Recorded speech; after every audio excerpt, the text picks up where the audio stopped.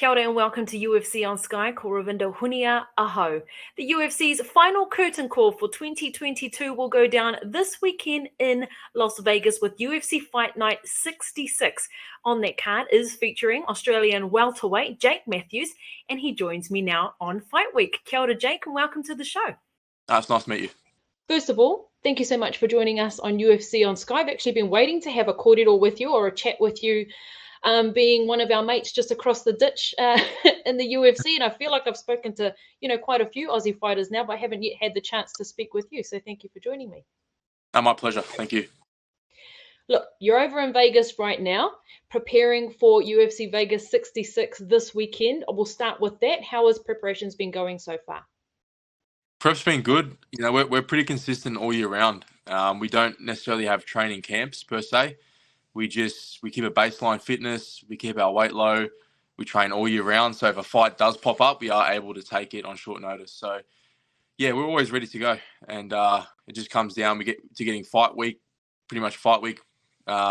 mapped out how we want it to work. So we've got that all on point, and it's been going good so far. We've been here for about 3 days, still training hard. Weight's good. Weight cut won't be an issue. And then on Sunday we fight. I find that actually really interesting. You're the first fighter who's ever said to me, there's no camp. We just always stay ready. We're training all the time, because you've been in the UFC for such a long time now, since 2014. So, this is absolutely a way of life for you. It is, yeah. It's all I've ever done. I started fighting when I was 15. I'm 28 now, turned pro when I was 18, got into the UFC when I was 19. So, yeah, it's a way of life. For me to get up, regardless of how the body's feeling, for me to get up and train 2-3 times a day, it is literally just a normal day.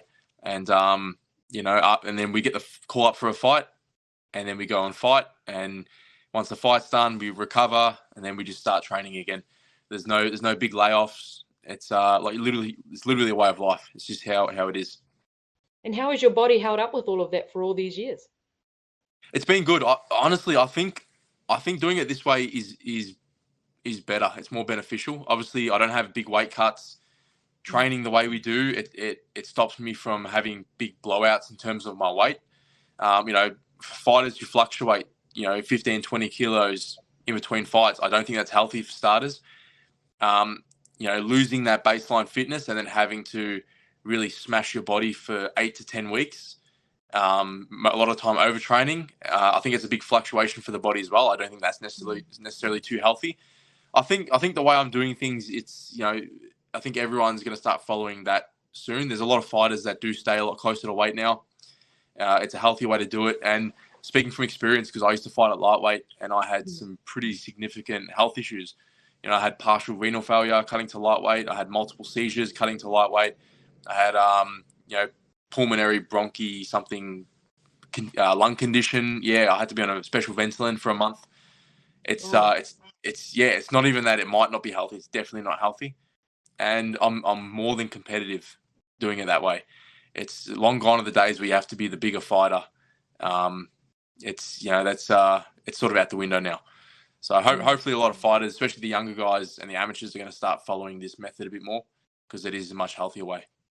Yeah, well, weight cutting's always been kind of an issue with not only just within the UFC, but in fight sport in general, right? And you see some people making those drastic cuts. They're in the bath, or they're, soaking in salt, or, in their little saunas and things like that. So it's so true that, it's not healthy for like a shock to the system, whereas you're staying healthy all year round and your body is it's normalized to that now.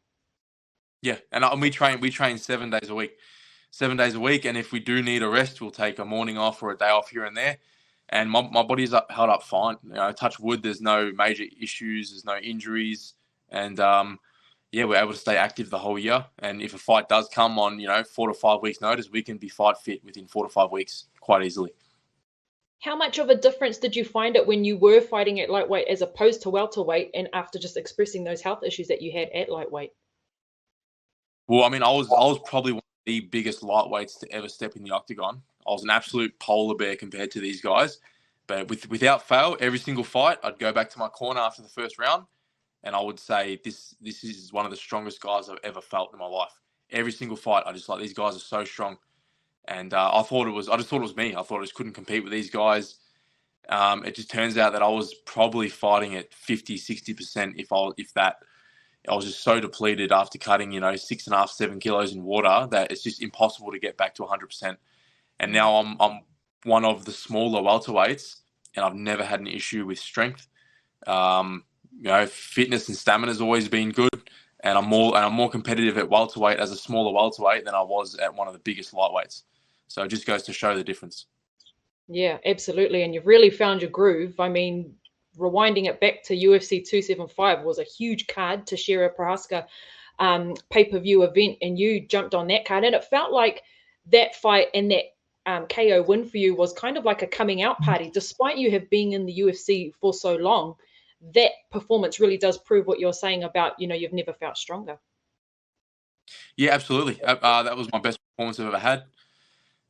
It was probably one of the most, I wouldn't say easiest fight camps, but one of the more easygoing fight camps. It was just, like I said, we weren't having these big peaks and smashing our body. Most weeks, sometimes I'd train 3 weeks consecutive, 7 days a week. I'd train for 3 weeks before I realized that I haven't actually had a rest. And I think just training that way, it just becomes normal, and it really ingrains that stamina into your body. And instead of getting fit for a fight, it's just how I am. And I feel much better. Obviously, the proof's in the pudding with that last fight. I think I heard you say in the past that you were a bit guilty of getting lured into your opponent's fight game or their strategy, but later on in your career, you have found that working to your strengths and bringing to the table and fully concentrating on that has worked in your favor, because it really did feel like that against Andre Fialso. It felt like you were there striking at your own pace and really dictating that fight. Is that a fair analysis? Yeah, absolutely. I think that's probably one of the main reasons that I was able to perform so well, as you said, and it worked for me. So obviously at the UFC level, there is a balance. Like, we do watch a little bit of footage to get an idea of what our opponents are good at, but at the same time, we're going to go in there and dictate the fight and do what I'm good at. And pretty much the fight against Brady is what really just set in stone that I need to focus on what I'm good at. Go back to like the old days when I was younger, and have less cares about what they're going to do. Is it sort of like a fearlessness? Because I get the feeling when fighters first start in the UFC, especially as young as you were, there's like a fearlessness, that adrenaline is pumping and all of that. And then I think as fighters get a bit older and a bit more seasoned and experienced, there's a little bit more caution. Yeah, which is really weird, because what got me to the UFC was that that young carelessness, like you said, that aggression. That's what got me to the UFC. And once you make it to the UFC, a lot of fighters lose whatever got them to the UFC, which is odd, because that's what made us win fights. That's what got us there in the first place. But then, you know what? When you get to the UFC, there's a lot more on the line. It's probably every fighter's sole income. Once you get to, if you lose your spot in the UFC, it's very hard to get back in. Yeah. So there's a lot of pressures that come on, and it makes you fight a little bit safer, which is not always a good thing for most fighters. So I just said, look, I need to get back to that carelessness. Win or lose, I need to go out there and do what I'm good at.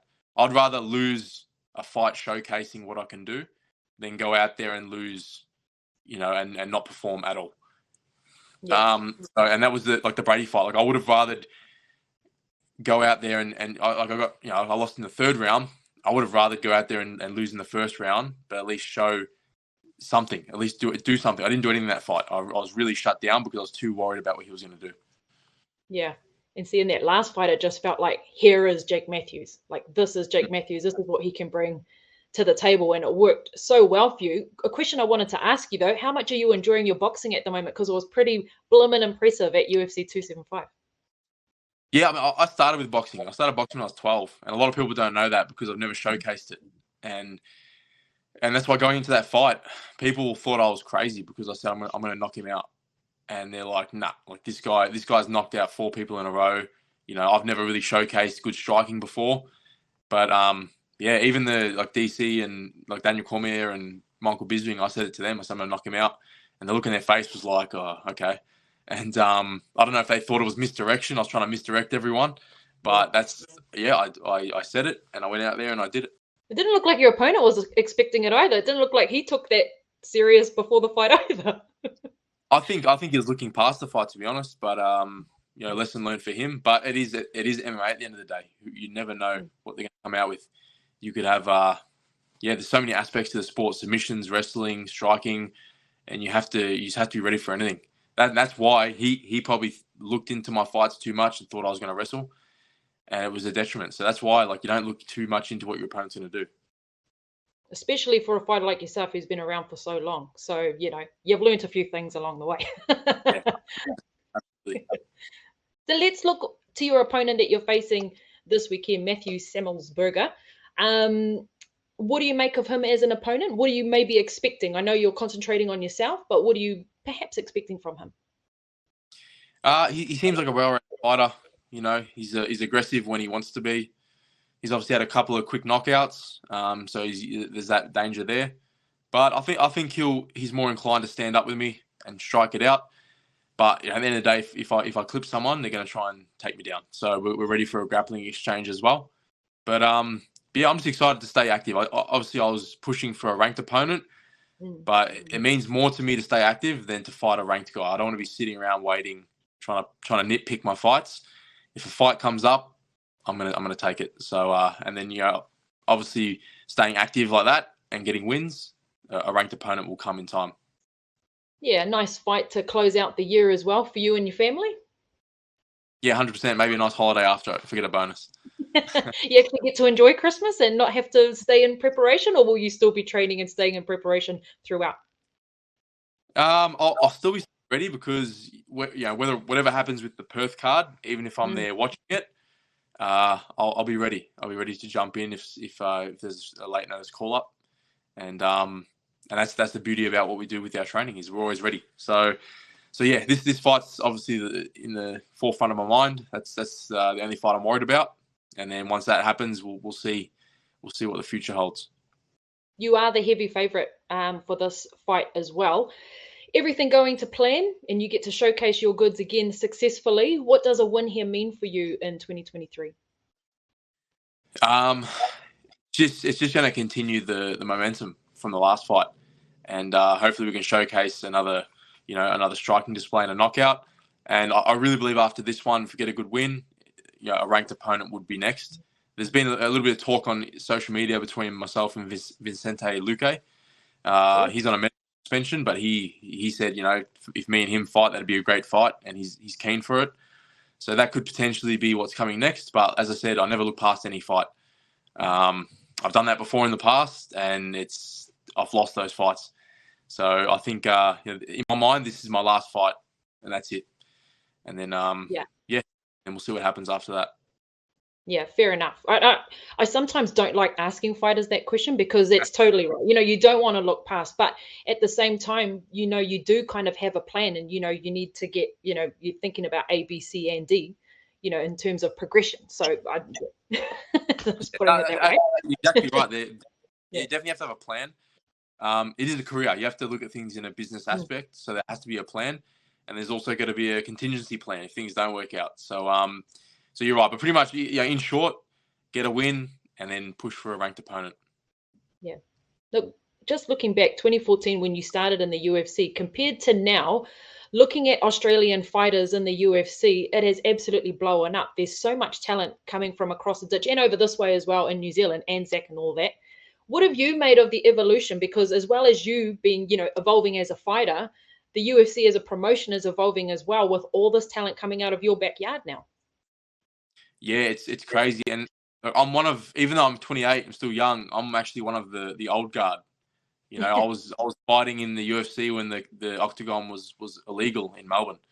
And I was fighting back in the days when we were fighting in boxing rings. And there was no footage. There was these amateur shows now. The amateur MMA shows are bigger than what we were fighting on as pros.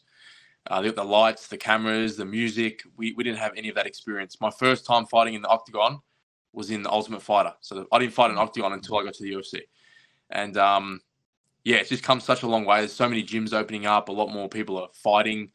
A lot more guys getting to the UFC, which is good to see. And I feel like myself and a lot of the older fighters, we made a sacrifice to stay in Australia and train here. And that obviously helped fast track the progression. If all our best fighters are going to take off overseas and train, it's going to slow down the progress here. Now we have these training camps where guys can go and train with, pound for pound best UFC fighter in the world, former world champions. We can jump on a plane in 4 hours, go to Auckland and train with another world champion and some of the best fighters in the world. So we've really got this local homegrown talent, and I attribute that to myself and the other guys staying here. Rob Whittaker, he went overseas and trained at some of the best camps, lost a few fights, came back, and then he had a winning streak and won the world title. So it's definitely possible to do it here.